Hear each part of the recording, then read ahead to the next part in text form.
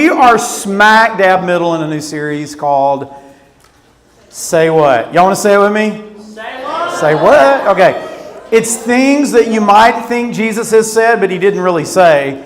And then we look at actually what Jesus did say, and it's so much better. And we've been looking at various things like we talked about in week 1, follow your heart. Sounds like something Jesus would say, but he didn't say it. He didn't say follow your heart. He said what? Anybody remember? Follow me. Does anybody remember what we talked about last week? What is it, Alex? Come on. You raised your hand. Okay. Huh? What? Be true to yourself. What did he say instead? Be true to him. Okay. Deny yourself. There you go. Okay. Very good. Very good. High school guys representing. Okay. So listen up. Everybody listen. Jesus never said this. Believe in yourself. Now, listen. I want everybody to hear me for a second. This seems like a very good thing to do. I mean, don't we need confidence? Is confidence wrong? Guys, it is not wrong. Here's where it gets wrong. When confidence is all about yourself, what you're basing your confidence on is the issue. And I'm going to tell you why in a second. When you're self-reliant, that is believing in yourself. You think, well, what's the problem with that, Brandon? Don't you want to be self-reliant? Don't you want to be independent? Here's the thing, guys. Is anything wrong with if it's going to be, it's up to me kind of thing? Well, here's the thing. God doesn't want you to belittle yourself. He doesn't want you to walk around insecure. He doesn't want you to walk around being not confident. It's just about where you put your confidence. Because here's what Jesus, I promise you, doesn't want for us. He doesn't want us to build our lives on something that can be taken away. Everybody listening? This is super important. See, so many times when we believe in ourselves, if this is true, by the way, if I just believe it, I can achieve it. Well, I just believe I can dunk a basketball. I think you could lower the goal to 6 feet and I couldn't dunk it, okay? I'm just telling you, there's just some things I'm not going to be able to do. It's just reality. So this doesn't mean walk around and be self-doubters and haters of ourselves and insecure. Here's the thing. This is about what are you building your life on? Because it doesn't matter how good you're building your life if you're building it on the wrong foundation, on something that can be taken away. It doesn't matter how good you're building it. If you build it on the wrong thing and it can be shaken, you're toast. Right? And the reality is, this is a lot of our lives. And it may not be now, but if you build your life on something that is not eternal, that is not the Lord, that is not God, I'm going to try not to step on this and break my neck. It's a big deal. Guys, here's the thing. There have been times in my life that I've built my life on ministry, which seems like a great thing. Isn't it doing God's work? Isn't that a good thing? Isn't that an eternal thing? Y'all, ministry, it has eternal ramifications, but ministry, a lot of it's about the here and now. If it can be taken away from you, we shouldn't build our life on it. Jesus is the same yesterday, today, and forever. He can't be taken away. So that's why Jesus didn't say believe in yourself. Here's what he did say. Y'all with me? He said, believe in who? Me. He tells you and me, believe in me. Where does he tell us that? In John chapter 14. We're going to look through one of my favorite stories in the Bible. It's with Jesus and his disciples. It is a crazy time. This is right before the crucifixion. And it's just Jesus and the 12 disciples. And he says it basically in John 14, chapter 1. He says, don't let your heart, it should say verse 1. I typed that wrong. Don't let your heart be troubled. Believe in God. Believe also in me.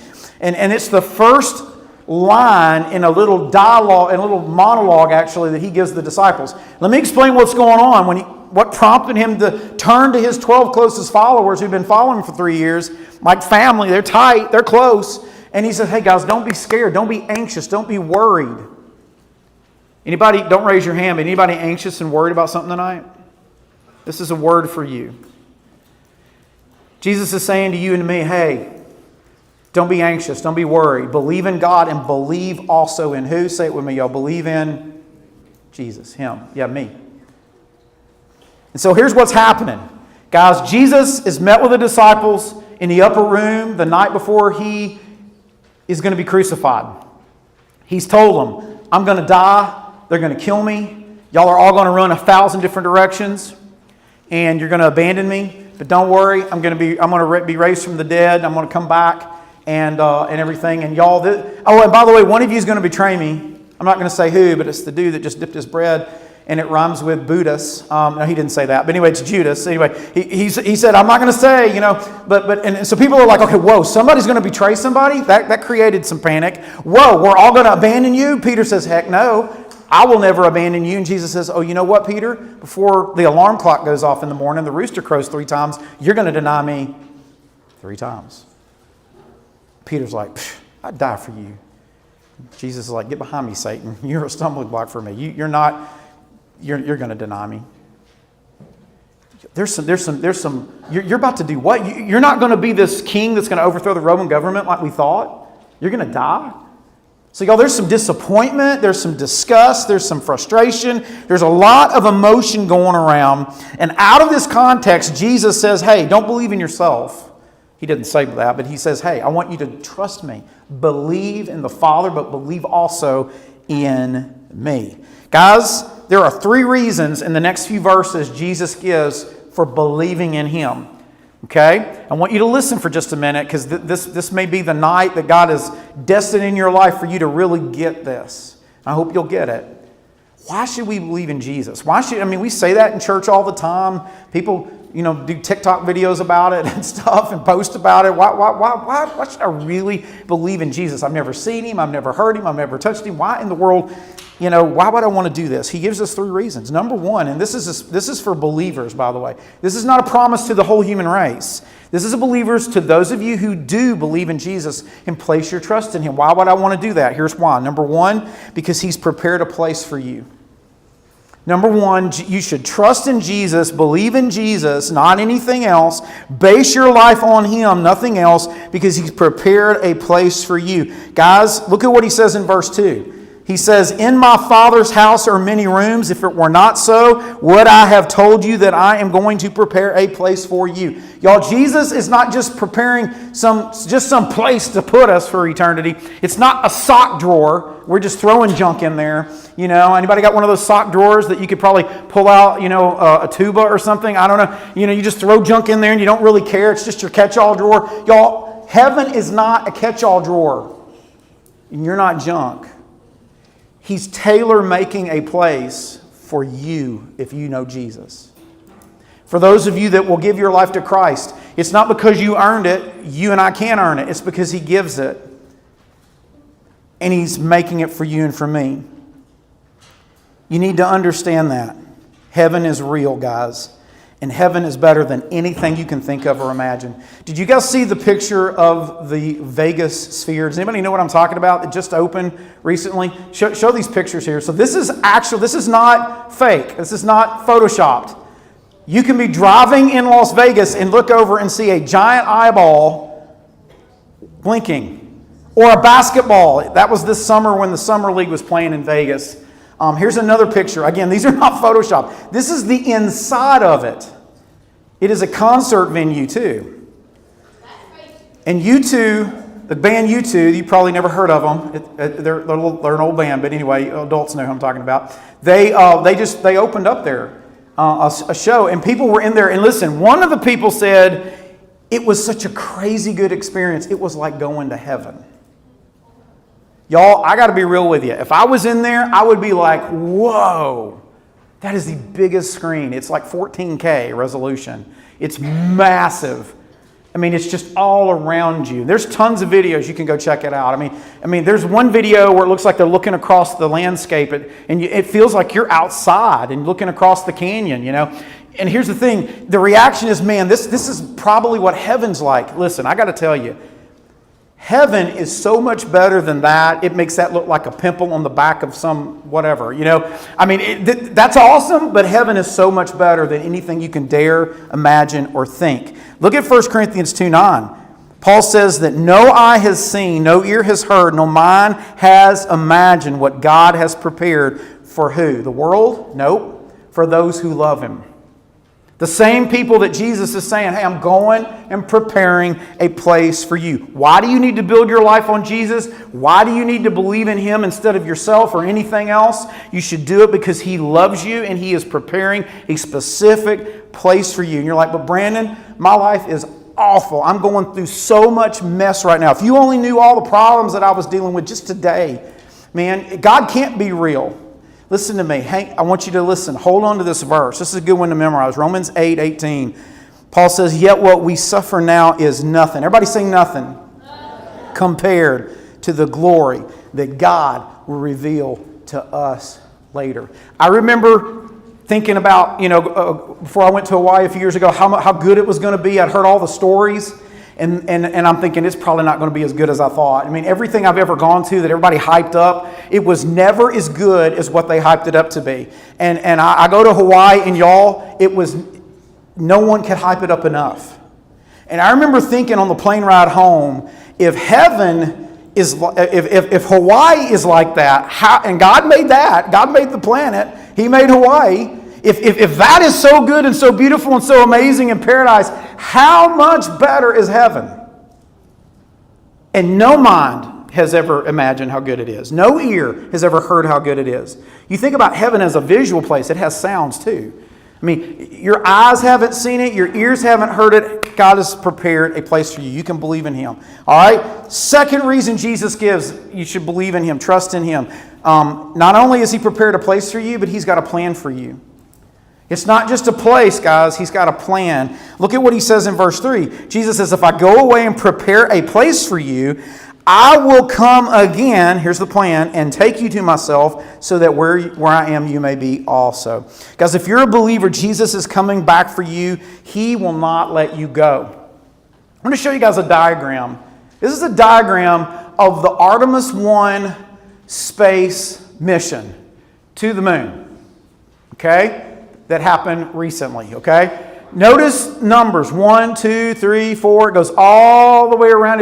And that's detailed, but it's not as detailed, I bet, as the book that NASA came up with that was probably thicker than anything you've ever read in your life of the detailed plan to get people safely to the moon and safely back from the moon. Not just get you there and get the picture or whatever, or the sample or whatever they're doing, but to get you home safely.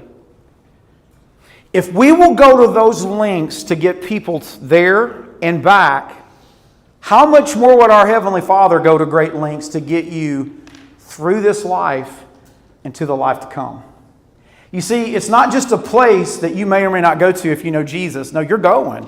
He finishes what He started. He's not going to let you go. Look at what He says a few verses down in chapter 14 and verse 18. Jesus says, guys, I'm not going to leave you as orphans. I'm coming to you. In a little while, the world will no longer see me, but you will. Because I live, you're going to live too. In other words, hey guys, the world will be like, where did Jesus run off to? But you're going to know Jesus is still there. He's in your heart. The Spirit of God is in you, and there's a promise that He's going to come and He's going to take you back. Now, guys, I want everybody to listen for a second. There are a lot of you that are dealing with, the technical term is abandonment issues. That if you were honest tonight, you would say, I feel like I've been abandoned. People have walked out of my lives. Maybe it was a parent. Maybe it was a friend. Maybe it was a situation. I don't know. But a lot of you struggle with it. Where you feel like, they didn't do what I thought they should have done. They weren't there for me like I thought they should have been there for me. People have walked out of your life. Maybe they've written you off. Maybe they've turned their backs on you. I want you to listen. Everybody lean in. Listen to me. Jesus never will. He never will. He will never write you off. He will never turn His back on you. He will never walk away. People that claim the name of Jesus may walk away, but Jesus Christ will not walk away. You gotta believe it. I don't believe it because Brandon said it. Believe it because Jesus said it. Now here's the thing. I want everybody to listen. This is important. This is a word for somebody in the room tonight. If you're struggling with abandonment, if you feel like, everything's left you and you've lost everything or whatever, I want you to listen to this. When you feel abandoned, here's the temptation. The temptation is when you're abandoned to build your life, your identity, on things you can see, taste, touch, and hold. temporary things. And here's the problem with temporary things. Even relationships with people, they can be taken away. People walk away. People pass away. People let you down. Things that you thought was the best thing ever to own it, they break, they rust, they corrode. Well, money doesn't.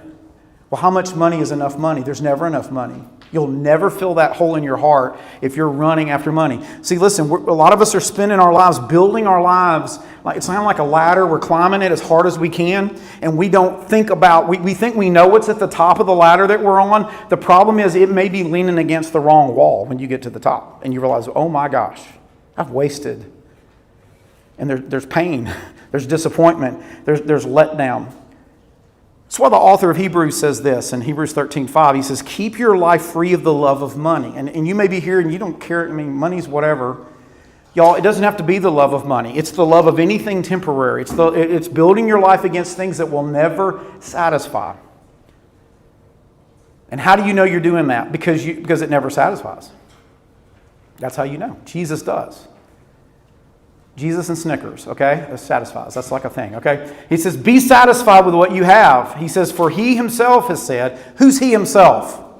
God. For God himself has said, I'm never going to leave you or abandon you. You remember what I said a minute ago? People can walk out of your life. People can abandon you. People can write you off. Jesus never will. And he says, therefore, we may boldly say, the Lord is my helper. I will not be afraid. What can man do to me? Y'all listen, you can believe in Jesus because he's coming back for you. There is a plan for you. There's a place for you. There's a plan for you. Here's the third reason to believe in him. This is the best one.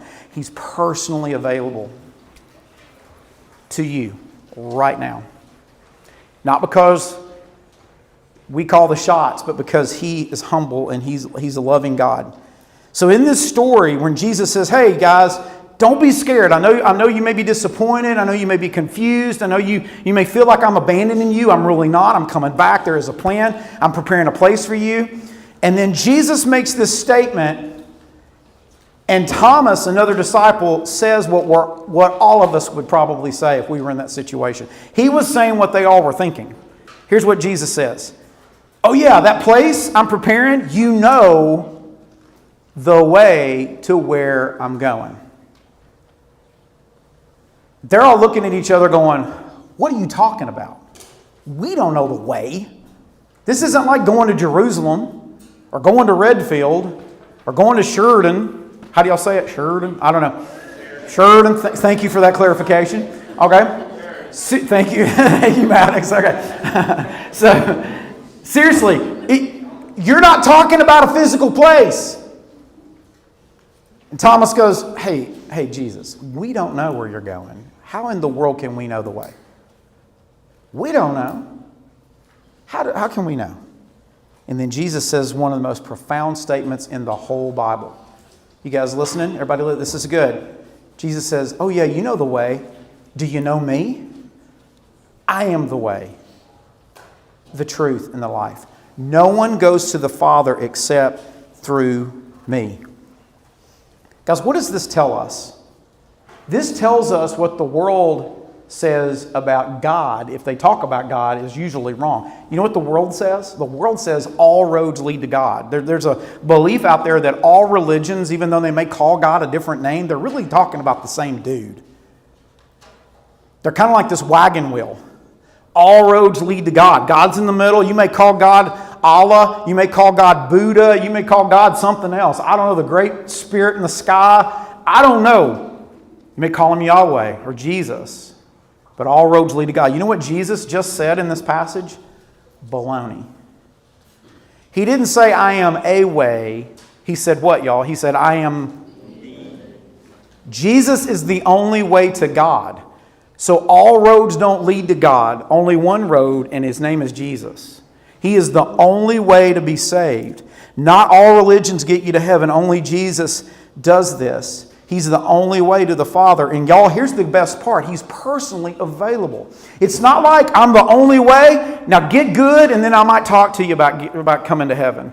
Jesus doesn't say that. He just says, hey, listen, I love you. Do you want to go? Do you want to come with me to this place? Do you want to be together and have a relationship with me? Well, come on. But I'm the only way. You've got to come with me or you don't come at all.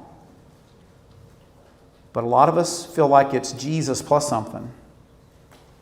Jesus plus whatever else we think is the most important thing in our life. It says in Acts 4:12, there's salvation in no one else. There is no other name under heaven given to people by which we must be saved. Guys, it's Jesus alone or we don't go. There's a story about a guy that was an Air Force pilot. And Air Force pilots, if you didn't know, before they can take off, they have to go through a checklist. They have to check all their instruments. They have to, get their mic, their helmet, their gear on, right? They have to buckle up. They have to do all kinds of things. And so this Air Force pilot, in this particular day, did everything on the checklist right, but he had done it so much, he forgot to buckle up. And he realized it as he's taken off in this crazy jet going 1,000,000 miles an hour. Now, you're like, well, what's the big deal? If I forget to buckle up when I'm driving, I'll just buckle up. Well, the jet was configured in such a way that he couldn't reach around and buckle up in mid-flight without crashing. So he had to fly that jet and do what he was supposed to do that day completely unbuckled. And you're like, okay, I know that wasn't the best thing, but what's the big deal? Here's the big deal. If he had a problem with the plane at any point in that flight, he couldn't eject his seat. Well, I guess he could, but he wasn't attached to it. So if he ejected his seat, the seat would go flying and he'd go flying and he wouldn't fly very long. It would be bad. And this pilot managed to do all he had to do and land on the ground, and he made this statement. Here's what the statement says. He says, flying a plane without a seatbelt and a parachute, because the seatbelt and the seat or parachute attached to you. He said, flying a plane without a seatbelt and a parachute takes the joy out of the journey.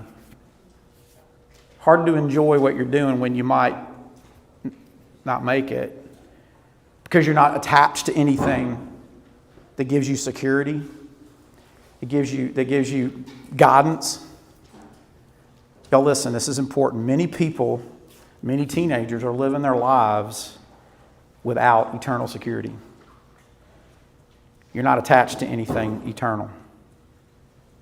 And it's taken the joy out of the journey, isn't it? No one buckles you in but Jesus. Only Jesus buckles you in. Only Jesus can give you the eternal security and a life full of meaning and purpose. Not just in the hereafter, the place He's preparing, but y'all, He's also preparing a place right now here for you too. This isn't heaven, but He's preparing things for you to do in the here and now. And here's the thing, only Jesus can give you meaning and purpose. And if you're, I got to be real. Sometimes you want to push back on that and say, no, that's just not true. I'm not against Jesus. But Brandon, my timeline is full of people that look like they're having the time of their lives. And compared to some church people, they look so much happier. I mean, can we just be honest? Sometimes we have a scowl on our face. We don't look real happy. But the people on our Instagram timeline, they look like they're having the time of their life. And many of them don't give a flip about God. Don't even believe He's real. They have such a full life. So is this true? Is Jesus really the only way to have meaning and purpose and fulfillment in your life? Well, you know what? You can have a meaning, but you may not have a fulfilled meaning. Guys, you can have a full life, but not necessarily have an abundant life. And by the way, social media, you're looking at everybody's highlights. You're not looking at the lowlights of their life. You're not looking at the stuff they're dealing with that they won't show. You're looking at the most polished version of themselves. You're not even looking at the whole thing. But here's the reality, guys. Jesus says, you know what? I am the way, the truth, and the life. Hope you'll write this down, guys. There's a difference between having a life and having the life. There's a difference between having a full life, a cram schedule, a over-busy heart, and an abundant life that is fulfilled, that's centered not on anything in this world, but centered on Him. And no matter how much it storms in your life, how much your life shakes all day, you're on the firm foundation of Jesus, who can never be shaken. He can never be taken from you. They may take away everything in your life, but they can't take Him away. Many of you tonight have a life, but God wants you to have the life. And here's the question of the night. I want you to listen. Do you want that life? If you don't have that life, if you just got a life that's full, but not an abundant life, do you want that abundant life? You may not. But if you do, I want you to know Jesus is available right now. It's not, I need to pray about this for 6 months. I need to clean my life up. Nope, bring Him your life right now. Bring Him your addiction. Bring Him your questions. Bring Him your pain. Bring it. Bring your mess. And I promise you He'll take it and do great things with it. Will you give Jesus your heart? That's the question we've been saying every single night of the series. Will you do it? I want everybody to bow your heads real quickly. Bow your hearts. Listen to me. I know some of you are a little antsy tonight. It's okay. But I want you to listen to me. Nobody looking around but me. If you're here tonight and you would be honest with me and you would say, Brandon, I've got a full life, but I don't have Jesus and an abundant life. Would you be willing to slip your hand up? I'm just